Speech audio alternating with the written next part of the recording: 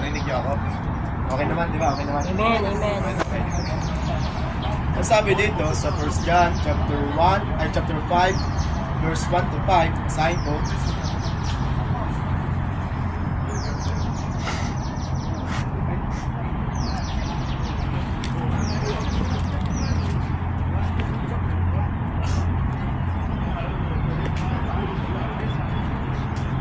Sabi dito, ang bawat sumasampalataya na si Jesus ang siyang Kristo ay anak ng Diyos. Amen. At ang sino mang umiibig sa Ama ay umiibig din sa anak. Ito ang palatandaan, iniibig natin ang mga anak ng Diyos. Kung iniibig natin ang Diyos at tinutupad ang kanyang mga utos, sapagkat ang tunay na pag-ibig sa Diyos ay ang pagtupad sa kanyang mga utos. Hindi naman napakahirap sundin ang kanyang mga utos sapagkat napapagtagumpayan ng mga anak ng Diyos ang sanlibutan. Amen. At nagtatagumpay tayo sa pamamagitan ng pananampalataya. Palataya. Sino ang nagtatagumpay laban sa sanlibutan? Ang sumasampalataya na si Jesus ang anak ng Diyos. Tayo bang lahat ay sumasampalataya na si Jesus ay anak ng Diyos? Amen. Amen. Ibig sabihin, magtatagumpay tayo. Overcomer tayo. Amen. Amen. Amen. So, ang isi-share ko sa inyo, ang pamagat po nito ay we are living in victory. We are living in victory. Tayong lahat ay nabubuhay sa tagumpay. Bakit? Kasi lahat naman tayo ay sumasampalataya na si Jesus ay anak ng Diyos.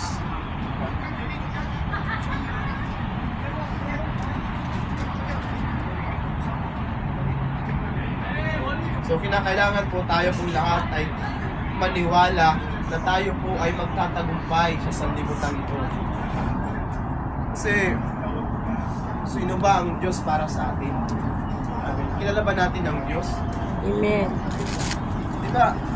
Ang Diyos ay makapangyarihan. At ang sabi sa Jeremiah chapter 33 verse 1 na ang langit kanyang trono, ang lupa ay ang kanyang tungtungan. Okay? Mababasa rin natin sa Book of Isaiah na mababasa rin natin sa aklat po ng Jeremiah chapter 32 verse 27. Sabi ng Panginoon doon, ako si Yahweh, ang Diyos ng lahat ng tao, walang bagay na mahirap sa akin. Sabi ng Panginoon. At alam naman po natin mga kapatid na sa isang salita ng Diyos, nagkaroon ng tubig, nagkaroon ng lupa, nagkaroon ng kalawakan, nagkaroon po ng lahat ng halaman o punong kahoy sa lupang ito, sa mundong ito. So, kung i-imagine po natin, talagang makapangyarihan po ang Diyos. Magagawa po niya ang lahat ng bagay. Amen. At alam niyo ba, babasahin po natin ang salita ng Diyos na nagpakita din po siya ng kanyang kapangyarihan sa kanyang mga lingkod sa pamamagitan po ng pagliligtas niya. Kagaya po, diba, mababasa po natin si Paul, si Peter, ilang beses po silang nabilanggo, nakulong. Sa buhay ni Apostol Pedro na lang, diba, si Pedro, ibinilanggo, pinatakas po siya ng Diyos. Nagpadala ang Diyos ng anghel, at wala pong, sa Book of Acts, wala pong nakakita kung paano nakalabas si Pedro. Si Apostol Pablo, diba? Nakulong po sila. Anong ginawa nila? Nagpuri lang sila, nag-worship sa Diyos, at nagpadala ang Diyos ng lindol. At nagulat nga yung nakakulong. Nagulat yung nagbabantay sa kanila, at purihin po ang Panginoon, yung nagbabantay sa kanila, naligtas din. Amen. Amen. Ang Diyos po ay nagpakita po ng kapangyarihan niya sa pagliligtas niya sa kanyang mga anak. Di ba si Moises, kasama ng mga Israelita, hinati niya ang dagat para maligtas lang yung mga Israelita. So ganun po ang kapangyarihan ng Diyos. At pag-usapan po natin yung sinasabi po dito na sanlibutan sa binasa po natin. Ano-ano po itong mga sanlibutan na ito? Isa na po dito yung tinatawag po natin na 3 litra, sin, di ba? Kasalanan. Isa po ito, sinagahari po sa sanlibutan. Kasalanan. Kung sabi po dito, mapapagtagumpayan po natin ang kasalanan, anumang uri ng kasalanan, kung tayo po ay naniniwala na si Jesus ay anak ng Diyos. At tayo ay sumasampalataya sa Diyos. Pangalawa, anong mga nangyahari dito? Sakit karamdaman. At marami pong pinapatay ang sakit. Pero tayo, kaya daw po natin pagtagumpayan ito. Dahil tayo po naniniwala na si Jesus ay anak ng Diyos. Amen. Ano mang pupuri ng sakit karamdaman. Pangatlo, mabili sa akin yung taglit, magturo, masalas na agad. Problema, di ba? Mga problema, marami. Sa sobrang laki ng problema, nagkakaroon na ng depression, anxiety, marami sa kanila papakamatay. Diba? Pero sabi sa salita ng Diyos, tayo daw po mga anak ng Diyos. Kaya natin ito pagtagumpayan. Amen. Malalagpasan daw po natin ito. Pag-uusig. Sa paggawa po natin sa kalooban ng Diyos, marami pong umuusig sa atin. Una-una na dyan, yung pamilya natin hindi pa naniniwala sa Diyos. Diba? Kinukontra tayo. So, hindi lang yan, marami pa. Pag tayo humahayo, kaya ng nangyayari sa atin ngayon dito. Nangahanti. Bakit tayo nandito? And so, pero kaya daw natin itong malampasan. Kaya natin itong pagtagumpayan. Dahil tayo nga ay naniniwala sa Panginoong Jesucristo sa Diyos. So marami pa. Hindi ko na siya isa-isahin. Marami tayong mga bagay o gagamitin, susitan sa buhay natin para tayo ilayo sa Diyos, para tumigil tayo sa pananampalataya. Pero ang sabi sa salita ng Diyos, kaya natin itong mapagtagumpayan. Amen. Anong kailangan natin gawin, mga kapatid? Ito po. Mababasa po natin doon sa salitang binasa po natin, yung salitang pananampalataya. Amen. Pananampalataya. Number 1, faith.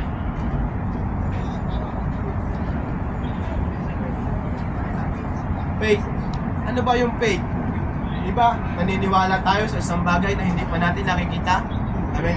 Pero naniniwala tayo na mangyayari ito at magaganap. Ang isa po sa nagpakita po ng halimbawa ng pananampalataya is of course ang Panginoong Jesucristo. Amen. At maliban sa Panginoong Jesucristo, si Abraham. Diba? Si Abraham, isa siya sa nagpakita o naging halimbawa ng pananampalataya sa Diyos. Ano po yung unang pananampalataya ang pinakita niya? Sabi ng Panginoon, magkakaanak ka. Magkakaanak si si Sarah. Hindi si Abraham, si Sarah. Mahirap na pag si Abraham. si Sarah magkakaanak. Yan ang himala. Mas greatest yun. Miracle. Sabi ng Lord, magkakaanak si Sarah. Nung time na yan, ilang taon na sila? 90. 90 Diba? 90, diba? 90. At si Abraham, more than pa. Kaya nga sabi ni Sarah, magkakaanak pa ba ako eh?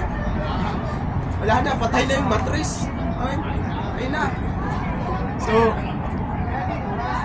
naniwala po si Abraham. May pagsandalan. Nangyari po ba? Nangyari, nagkanak po si Sarah. Amen. So, yun po yung pagpapakita ng pananampalataya. Naniniwala tayo.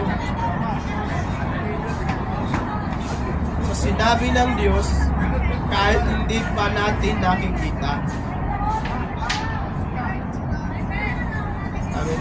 So tayo mga kapatid, kung tayo po ay nakatanggap ng salita ng Diyos, nakatanggap ng prophecy, nakatanggap ng pangako ng Diyos, maraming way ang Lord eh. Minsan nagbabasa tayo ng Bible, yung mababasa natin yung Bible, magre-rema sa puso natin. Amen. Magre-rema.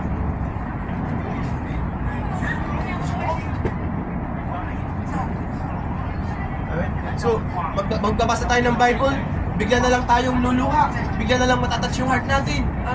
So meaning, yung salita na nabasa po natin, yun po ay pangako ng Diyos sa atin. Halimbawa, nakikinig tayo ng salita ng Diyos. Nakikinig tayo sa nangangaral.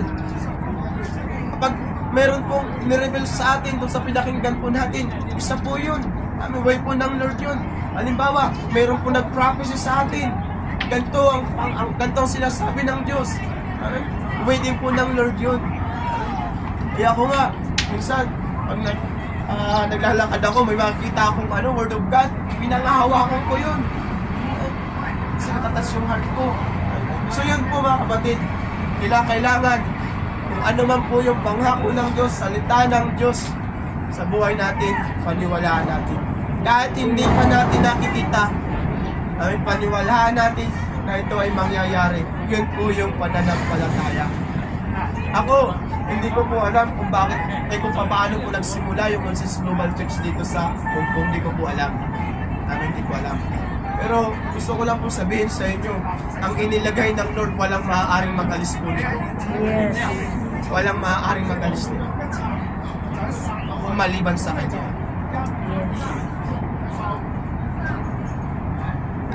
Naniniwala ako na may vision po sa inyong pastor natin kung bakit po nagsimula po ang gawain dito.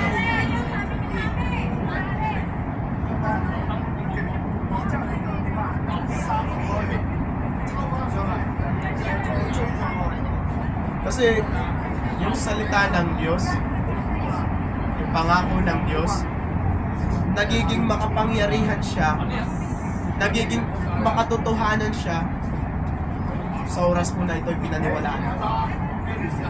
Makapangyarihan siya, totoo yan, makapangyarihan siya. Pero mas nagiging makapangyarihan siya pag pinaniwalaan natin.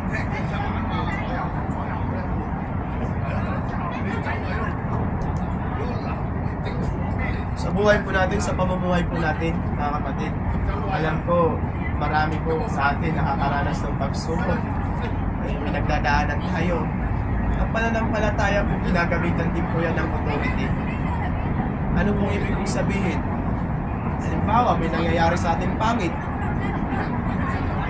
Hindi ikaw, pangako ng Diyos sa akin. Ano yung pangako ng Diyos? Yun ang ibigkas mo. Matagumpay ako. May nararamdaman ka sa katawan. Katawan na ito, perfecto, malusog. In the name of Jesus Christ. May pinagdadaanan ka sa trabaho mo dito sa Hong Kong. Pinadala ako dito ng Diyos dahil meron na akong gagawin. Meron siyang pinagagawa sa akin. Kaya ingatan niya ako, gagawin niyang maayos ang buhay ko dito sa Hong Kong. Amen. So, gamitan natin ang authority. Kasi kung minsan, si Satan po, kahit alam niya na yung pangako ng Diyos sa buhay mo, gagawin ng Diyos, magbabakasakali siya. Magbabakasakali siya. Nilinlangin ka niya. Wala na. Uwi ka na ng Pilipinas. Ay, wala na. Delikado ka dito. So, magbabakasakali siya. May nararamdaman ka sa katawan. Wala na. Delikado ka. So, nagbabakasakali siya. Kapag tayo po ay nakinig sa kanya, hindi natin ginamitan ng authority, madadala tayo. Maluloko tayo. Amen. So, kapag may nangyayari sa atin, kasi natin palagi yung pangako ng Diyos, yung salita ng Diyos. At mamaya po ilalas ko po yan. Number 2, meron pa pala. Sorry. Doon pa tayo sa faith. Marami pa pala.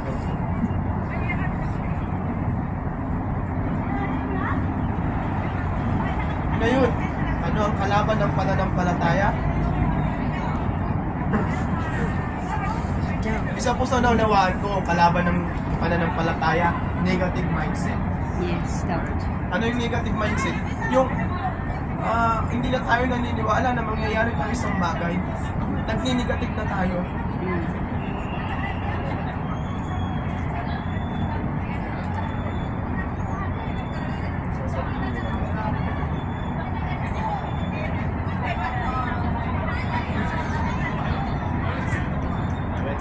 Negative mindset. Hindi na tayo naniniwala na mangyayari pang isang bagay, lalo na kapag ang nakikita natin ay pangit. Ay, nandun na po yung negative na kaisipan natin kapag ang nakikita po natin ay pangit. Sabihin natin, hindi ito yung pangako ng Diyos. Ay alam natin hindi yun ang pangako ng Diyos. Tapos tayo, naniniwala, baka hindi na mangyayari yung pangako ng Diyos. Baka hindi totoo yung sinabi sa salita ng Diyos. Baka hindi totoo yung narinig ko. Baka hindi totoo yung prophecy para sa akin. So, nagni-negative na po tayo.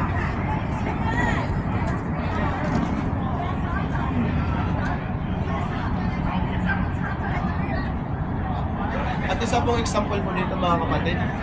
Kilala niyo po ba si Joshua at si Caleb?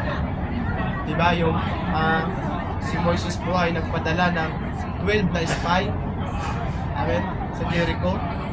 At yung 10 nung umuwi, ang nakita po nila mga higanti.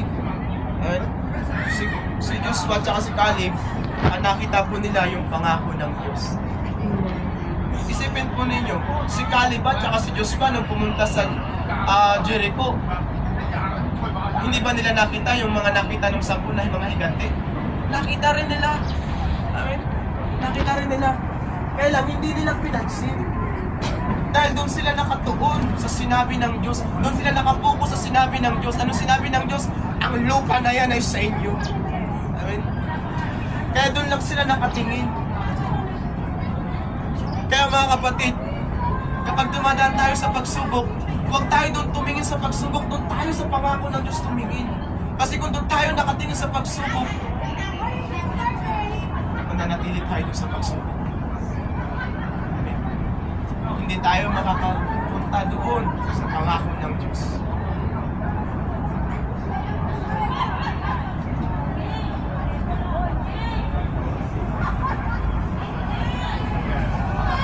Basa niyo po yan sa book of Numbers.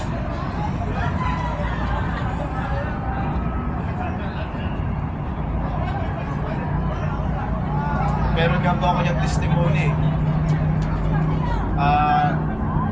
Meron pong doon sa training po namin, doon sa Manila pa po.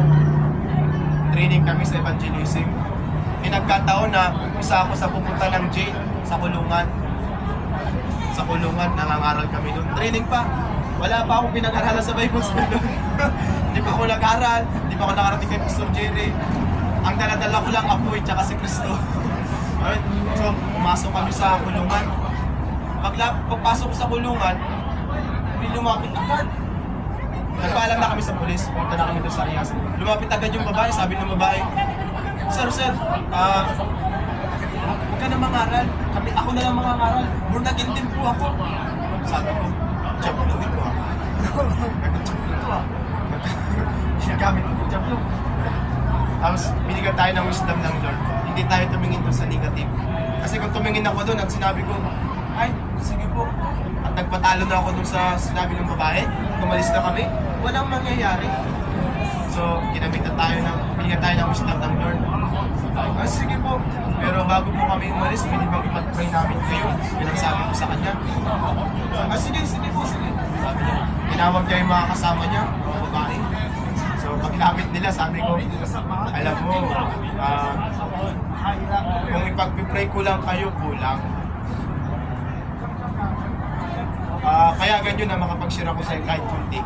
So, hindi ba ako kasi sila pinag-pray, nag-share tayo ng kunting salita ng Diyos. At pagkatapos, nag-worship tayo, pinag-pray sila. Yung pumipigil sa akin na mangaral, umiiyak. Grabe yung puspus niya. Amen? At lahat po sila nag-iyak doon sa kulungan. Sa tingin niyo ba, kung tumingin ako doon, sa negative na yun, mangyayari yung kalooban ng Diyos para sa kanila? Hindi. Amen? So, dapat tayo, laging may negative eh. Laging may gagawin sa Satan. Pipigilan niya yan. Pipigilan niyang gawin yung ang mangyari kalooban sa atin. Ang kalooban ng Diyos sa atin. Amen? Pero huwag tayong tumingin doon sa negative. Amen? Doon tayo tumingin sa pangako ng Diyos. Doon tayo tumingin sa gagawin ng Diyos. Amen? Doon tayo tumingin sa positive.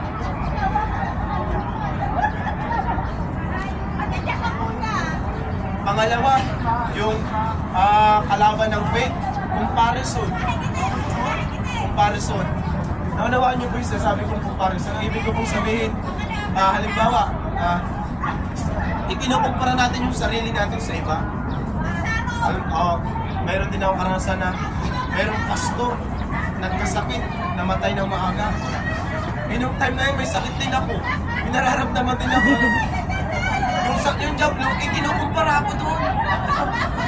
Ay, oh no! Iba ako, iba siya. Iba ang gagawin ng Diyos sa kanya, iba ang gagawin ng Diyos sa akin. Amen. So yun po yung comparison na sinasabi ko.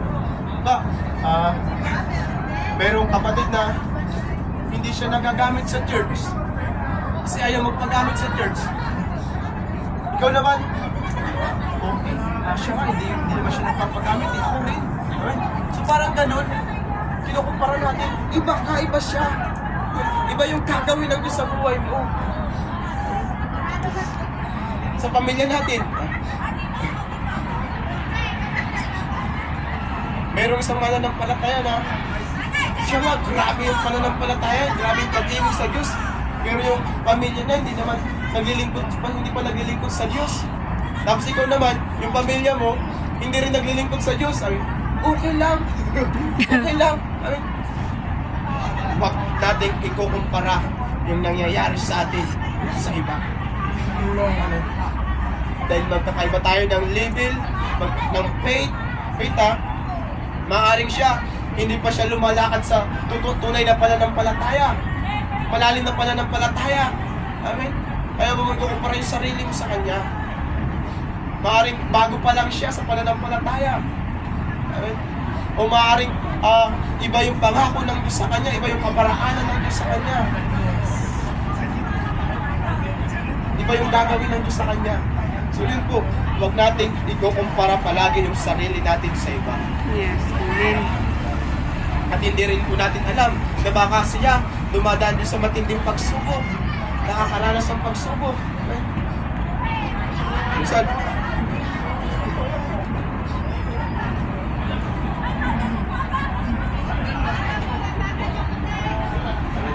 so, hindi lang about sa calling. Maging sa mga kapatid natin, huwag natin ikukumpara yung sarili natin. Na mas tayo, nagka-apoy, huwag natin ikukumpara. Kasi magkakaiba po tayo, minsan nakakaranas po tayo ng pagsubok iba-iba. Baka yung kapatid natin nakakaranas ng pagsubok. So, yun po mga kapatid, comparison. Number 3, kalaban ng faith, emotion. Emotion. Diba? Minsan, yung emotion natin, nagpapaubaya na. Kapag pangit yung nararamdaman tayo ay nagagalit, nagtatampo, naghihinanakit, yung emotion natin sumasang-ayon dun sa bagay na yun. Kapag tayo ay nanghihina, yung emotion natin sumasang-ayon na dun sa panghihina. Kinakailangan yung emotion natin, labanan natin kung ito po ay mali. I mean, ang emotion ay para lamang sa Lord sa pagpapakita o pag-expression ng pag-ibig natin. Amen. Hindi pagsang-ayon sa mga pangit na nangyayari sa buhay po natin. Number 2, love. Mababasa po natin doon sa love, di ba? Mababasa po natin doon sa passage na binasa po natin, love.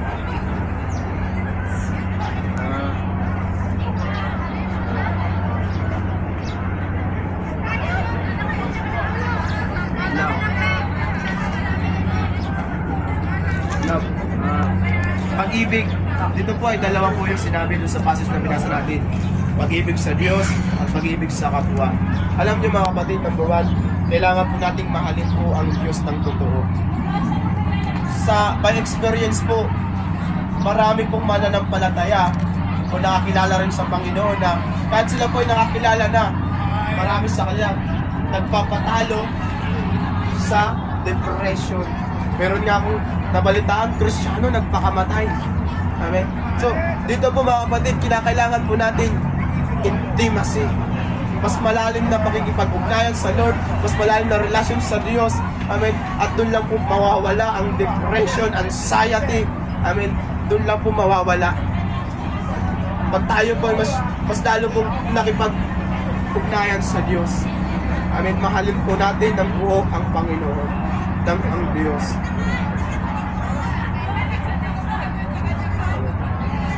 Alam niyo, kapag minahal po natin ang Diyos ng totoo, at minahal talaga natin siya ng totoo, magagawa po natin ang mga inuutos niya, magagawa po natin yung kalooban niya.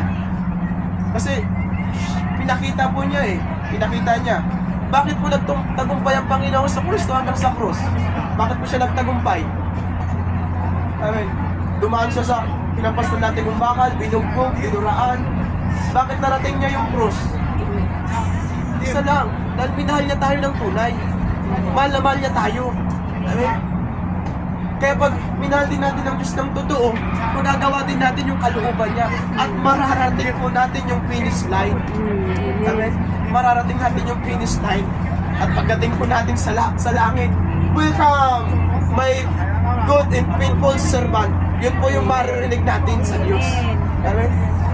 Kaya mahalin po natin ng totoo ang Diyos. Pangalawa, yung kapwa natin, mahalin po natin yung ating kapwa. Mabasa po natin sa Mark chapter 12 verse 30 to 31.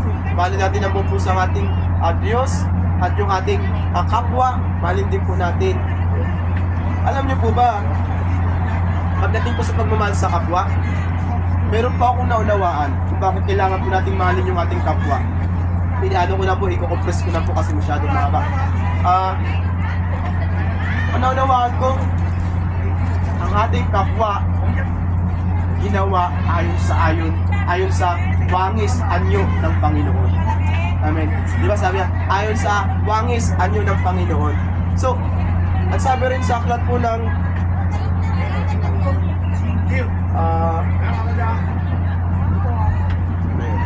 Mateo chapter 25 verse 35. Mababasa po natin doon na sabi ng Panginoon, ay nagtanong yung mga apostola, kailan po namin kayo dinamitan? Kailan po namin kayo binihisan, pinakain? Noong binihisan mo yung kapwa mo, ibig sabihin, ano mang gawin natin sa ating kapwa, ginagawa natin sa Diyos. Amen. Amen. Ginagawa natin sa Diyos. Kung nagagalit tayo sa ating kapwa, nakakatakot po yun. Nagagalit tayo sa Diyos. Kung ginagawa natin ng masama ang ating kapwa, nakakatakot po yun. Ginagawa natin ng masama ang ating kapwa. At ang sabi po sa 1 John chapter 2 verse 9, mababasa niyo po dyan, chapter 2 verse 9, na ang napupuot sa kanyang kapatid ay basahin natin. First John chapter 2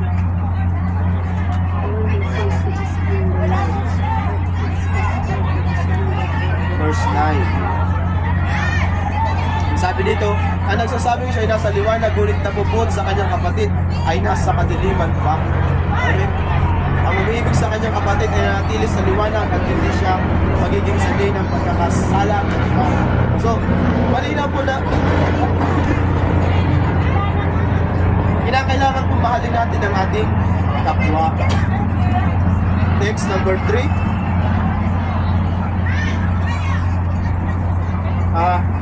Meron po akong palang example doon sa mahalin natin ating kapwa. Kasi alam nyo, yung kapwa natin, hindi natin kawayan, pagpapala yan sa atin. Nung ako po ay naborn again po ako, isinama po ako, kasi nung naborn again ako, nag full time agad ako. Isinama po ako ng isang full time, pastor na siya ngayon. At alam nyo ba, magkasama kami palagi sa bahay, kasi pioneering na kami, magkasama kami. Eh ako galing ako sa sa isang buhay na kapag tinignan mo talagang bubugsado. I mean, mahilig ako sa ganun. Ang ikipag-away. Grabe yung pagtitimpi ko doon sa kasama ko. Kasi talagang binubuhay niya ako eh. Yung pakiramdam ko, binubuhay ko. Grabe talaga, araw-araw. Gusto ko siyang, gusto ko, pero pinipigilan ko yung sarili ko. Isang araw, nag-graduate po kami. Nag-graduate na kami sa training. Alam mo ba, grabe yung iyak ko, yakap ko yung kapwa ko, yung kasama ko na yun. at napagtanto ko, biyaya pala siya sa buhay ko. Nahubog ako. Amen. Nahubog yung puso ko. Nahubog, nawala yung pagiging magalitin ko. Siya yung ginamit ng Diyos. Amen. At doon po, naging kaibigan ko na siya. Kaya sabi ko, kapag ang isang tao sa unang tingin, sa unang amit namin, at nag-away agad kami, hindi kami agad nagkasundo, sa sinasabi ko, magiging kaibigan kita. Amen? Magiging tunay na kaibigan kita. Yun ang sinasabi ko.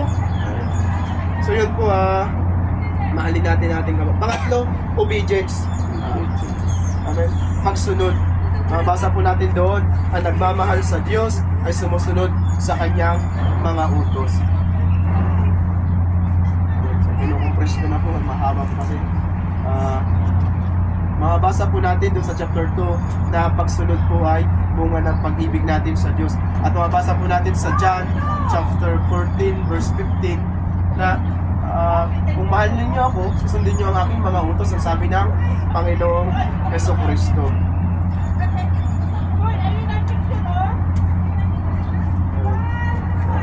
Yun ang sinabi ko sa inyo kanina, kung mamahalin natin ang Diyos ng buong puso, ay masusunod po natin ang kanyang mga inuutos. Alam niyo, minsan sa pagsunod po natin, bumabagal tayo sa pagsunod kasi nakadepende tayo sa ating pakiramdam. Kapag maganda yung pakiramdam natin, nag-aapoy tayo. Amen. Gusto natin na gumawa ng gumawa sa kalooban ng Diyos. Pag pangit yung pakiramdam natin, tinatamad na tayo. Minsan, hindi na tayo sumusunod sa Diyos. Nung minsan, nag-ano kami, nag-fellowship kami, sabi, nagtanong si Bishop, paano mamimaintain yung apoy sa puso natin? Ibig lang kong naisip, yung apoy sa puso natin, nawawala siya. Yung pakiramdam yung pakiramdam na apoy sa puso natin, hindi yan palagi. Hindi palagi. Kaya sabi ko, Pastor, Bishop, sa akin, kasi lahat kami tinanong, sa akin, consistent obedience. Tuloy-tuloy na pagsunod. Ang ibig ko sabihin, pangit man o maganda yung pakiramdam natin, nararamdaman natin, patuloy tayo sumunod sa Diyos. Amen. Kasi, kung tayo po ay nangihina ngayon, kapag hindi tayo sumunod sa Diyos sa pinagagawa niya, mas lalo tayong manghihina. Kapag nangihina tayo ngayon at sumunod tayo sa pinagagawa ng Diyos, yung panghihina na yan, papalitan ng lakas yan, at yung panlalamig natin, papalitan ng apoy yan. Mag-aapoy tayo. Amen. Kaya maganda, pangit pa no maganda yung pakiramdam natin, patuloy tayong sumunod sa Diyos. Amen. Yun yung pag-maintain ng apoy sa puso. Amen. And then, fellowship, prayer, relasyon sa Diyos. So, yun po, huwag tayong dumipindi sa pakiramdam po natin. Kasi, diba, madaya yung pakiramdam natin. Mabago-bago yan eh. Maging yung puso natin, madaya yan. Mabago-bago yan. Minsan maganda, minsan pangit.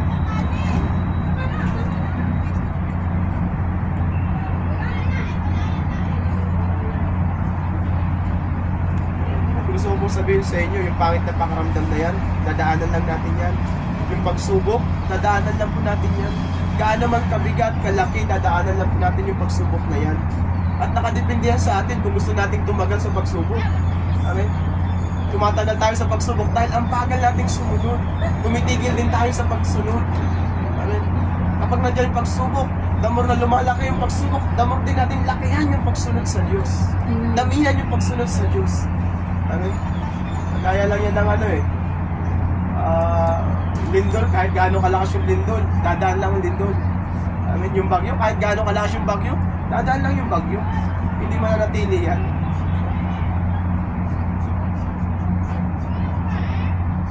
Pang-apat, last points na to. Pray and declare. Wala po dun sa binasa natin passage, pero kung babasahin niyo po yung book of 1 John 1, chapter 1 hanggang chapter 5, mababasa din po ninyo yung prayer. About sa prayer. So, kung gusto po natin patuloy na magtagumpay sa paglilingkod sa Diyos, huwag natin kakalimutan na mabuhay tayo sa pananalangin. Pananalangin, I mean, mabuhay tayo sa pananalangin. At palagi po tayong idideklara po natin palagi yung salita ng Diyos. Yung pangako ng Diyos, yung prophecy.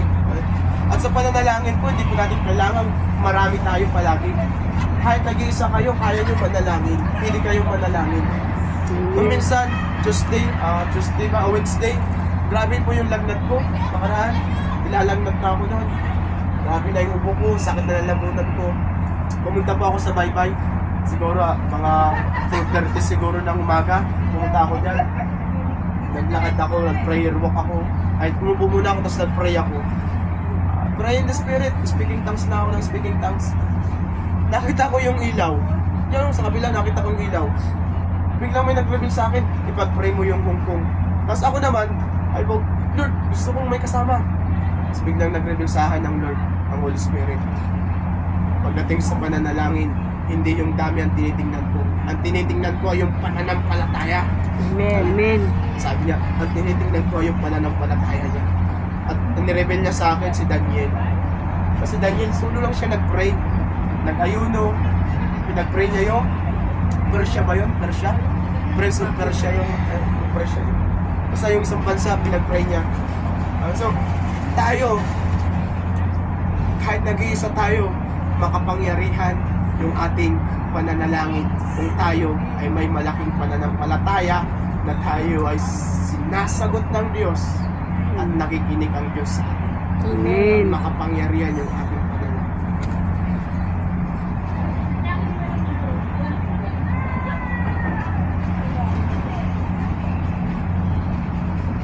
At ito na po, maglalas na tayo dito. Marami pong mga mananampalataya na hindi po nagtagumpay o nagtatagumpay nung dumating po yung pagsubok sa buhay nila.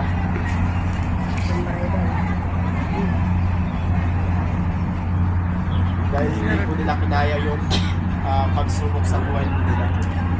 Ay, ako. Kailangan kasi mga kapatid, alam natin yung purpose po ng pagsubok sa buhay natin.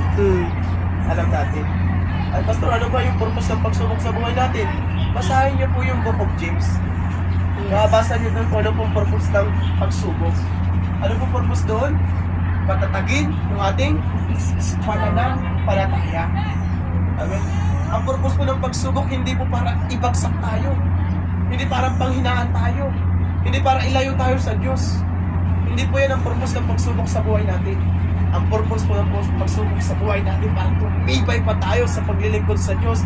Pananampalataya natin sa Diyos ay maging matibay pa at yung patotoo natin maging makapangyarihan. Na kapag tayo po ay nagpatotoo, mararamdaman nila na yung patotoo natin buhay na buhay. Matatats po yung heart nila. Amen. Magtataka sila. Bakit sila umiiyak? Bakit yung puso nila natatouch? Amen. Dahil yung sinasabi natin, totoo. Totoo.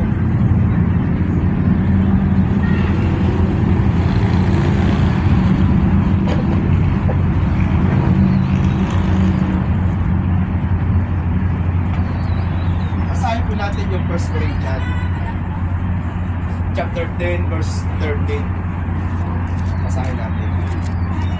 1 Corinthians chapter 10 verse 13. Balikas natin.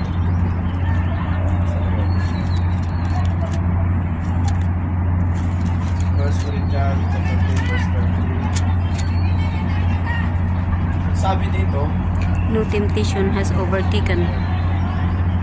No temptation. wala pang pagsubok na dumating sa inyo na hindi nararanasan ng ibang tao. Tapat ang Diyos at hindi niya ipapahintulot na kayo subukin ng higit sa inyo makakaya. Sa halip, pagdating ng pagsubok, bibigyan niya kayo ng lakas upang makayanan ito at ng paraan upang malampasan. Ano po yung naunawaan po natin? Number 1, yung pagsubok na pinagdadaanan natin o pagdadaanan pa lang natin, hindi na po ito bago. Ang sabi doon, naranasan na ito ng ibang tao. Ibig sabihin, yung mga taong nauna sa atin, nakaranas ng pagsubok na ito, nagtagumpay sila. Pinagtagumpay ng Diyos. So, hindi na bago yung pagsubok na ito sa buhay natin. Yung mga pagdadaanan natin, hindi na bago. Dapat alam natin yun. Dapat may tanim yun sa puso natin. Pangalawa, ang sabi ng Panginoon, ang sabi sa salita ng Diyos ni Apostol Pablo, hindi niya tayo susubukin ng higit sa ating makakaya. Ibig sabihin, anumang uri ng pagsubok, mabigat man o hindi, kapag dumating sa buhay mo, kaya mo. Amen. Kaya natin. Anumang uri ng pagsubok, kaya natin. At isang example po dito mga kapatid, si Job. Diba, sabi po sa Job, sa aklat po ni Job, mabasa natin doon, na si Satan po ay nakita mo ni Yahweh. Sabi niya, nakita mo ba ang likod kong si Job? Wala siyang katulad. Sabi naman ni Satan, paglilingkuran ka talaga niya kasi pinagpala mo siya. Sabi naman, ganun ba? Gawin mo ang lahat sa kanya, ang ibig mo sa kanya, huwag mo lang papatayin.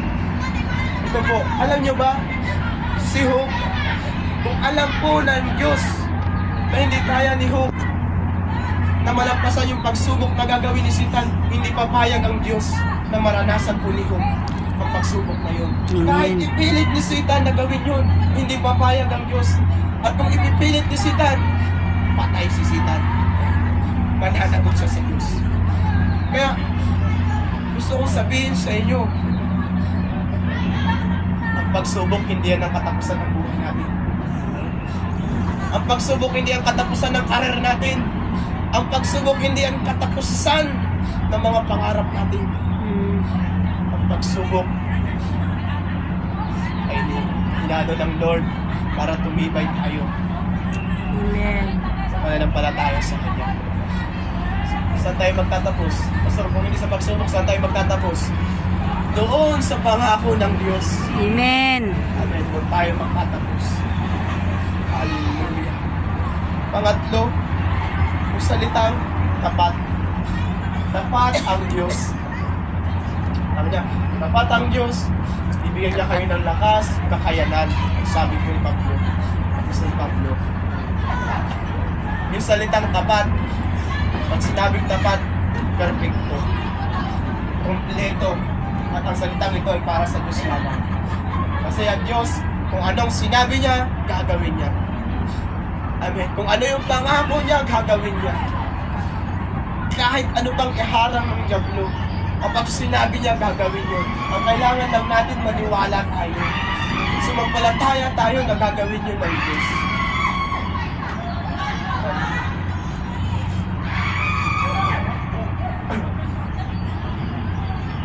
Alam niyo po ba yung kwento ni Sidrak tsaka ni Abednego? Sidrak, Abednego, tsaka ni Meshach. Di ba, yung tatlong ito, pinapasamba sila sa rebulto, hindi sila sumamba. At dahil nga hindi sila sumamba, hinatulan sila ng kamatayan. At sila po ay isasalang sa Horno. Amen. Nung time po na yun, kailan po sila niligtas ng Diyos? Nung hinatulan po ba sila ng Diyos? Ay, hinatulan po ba sila ng hari? Iniligtas agad sila ng Diyos? Hindi. Nung ihuhulog pa sila sa apoy, iniligtas na sila ng Diyos? Hindi pa. Saan sila niligtas? Nasa apoy na sila. Kaya kahit nasa apoy na tayo, na parang hindi na natin kaya, na parang walang-wala na. Amen. Pag tayo sumuko, andyan ang Diyos, iniligtas na tayo. Amen. Amen. Iniligtas na tayo. Pangako niya yun eh. Pinangakuhan ng Diyos sila. Hindi sila pababayaan ng Diyos. Maganda lang kayo kay Meshach, Abednego. Kahit nasa apoy na sila, sumasamba sila sa Diyos. Nagpupuri pa rin sila sa Diyos. Ang sabi nila, iligtas man ako, iligtas man kami ng Diyos o hindi, hindi kami sasamba sa ripulto na yan. Makikita po natin na kahit nasa panganib na sila, nagpatuloy sila, naging tapat sila sa Diyos. Kaya ang Diyos po nalubog sa kanila, iniligtas sila kahit nasa apoy na sila. Ako, alam nyo, sa buhay ko po, lagi kong sinasabi, hindi ko pa lubusang kilala ang Diyos. Hindi ko pa lubusang kilala ang Diyos. Pero marami na po akong alam patungkol sa Kanya. Ang isa po sa alam po sa Kanya, hindi niya ako pinabayaan mula nung simula. Tinawag niya ako, hindi niya ako pinabayaan hanggang ngayon.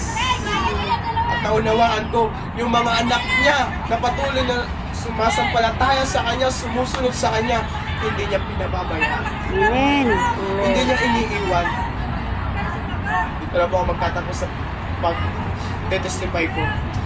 Nung nakarang taon, matagaling ko yata dito, nag-pret po kami ng girlfriend ko. Nung panahon na yan, may sakit po ako. Ala. May nararamdaman ako sa katawan. Nagdubli-dubli po yung nararamdaman ko. At yung sakit ko po, hindi po basta-basta. Sumusuka ako ng dugo. Pagpipikit po ako sa gabi, hindi na ako makahinga.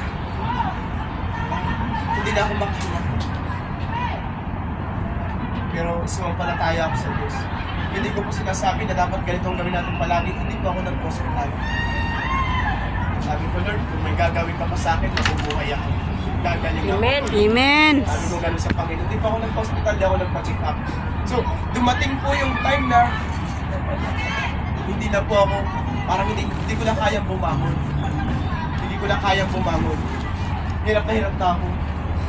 At yung Diablo, andyan na, sige nang sunsum sa sige nang bulong sa akin yung Diablo. Wala na. Tapos ka na. Sabi ko, Lord, tawag mo ako. Hindi ako haharap sa inyo. Hindi ako harap sa iyo na hindi ko nagawa ang kalooban mo. Tinawag mo ako. Totoo ang pangako mo, totoo ang salita mo. At Amen. pagpigkas ko po ng ganon, na may naramdaman ako sa katawan ko, lumakas ako, nag-jogging ako, nag-exercise ako. Amen. So kinakailangan mga kapatid, pag dumadaan tayo sa matinding pagsubok katulad ng sa apoy, alam dapat natin kung sino tayo sa Diyos. Amen. Yes. Huwag natin kakalimutan kung sino tayo sa Diyos. Huwag natin kakalimutan kung ano yung pangako ng Diyos sa atin. Amen. Kung ano yung pinagagawa ng Diyos sa atin. Huwag natin kakalimutan. Paghawakan natin. Huwag natin kakalimutan. Nangako siya, hindi ko kayo iiwan, hindi ko kayo pababayaan. Nangako siya, kasama tayo pumunta, nandun siya, kasama natin siya. Amen. At nangako siya na kapag tayo ay nasa panganib, siya yung ating tagapagligtas. Nangako siya na kapag nangailangan tayo, siya yung ating provider. Amen. Nangako siya na kapag tayo ay nagkasakit, bunga ng ating kahinaan, pagagalingin niya tayo sapagkat siya yung ating manggagamot, siya yung dakila nating manggagamot.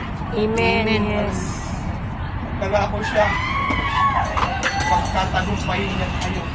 Bibigyan niya tayo ng tagumpay. Dadalahin niya tayo sa tagumpay. Nangako siya. Nangako niya yun eh. Alam niyo kung bakit niya gagawin yun sa atin? Mahal naman niya tayo. Amen. Amen. Mahal naman tayo ng Diyos. Dapat maunawaan po natin kung bakit siya pumayag na may pako sa krus. Ang dahilan dahil mahal niya tayo. Nagawa nga niyang ialay yung buhay niya sa atin eh. Yun pa kayang iligtas niya tayo sa lahat ng gawa ng Diablo? Magagawa rin niya. At gagawin niya, hindi lang niya magagawa, gagawin niya. Amen. Yes. Hallelujah. Glory to God. Sige po tayo po lahat. Tumayo tayo po ay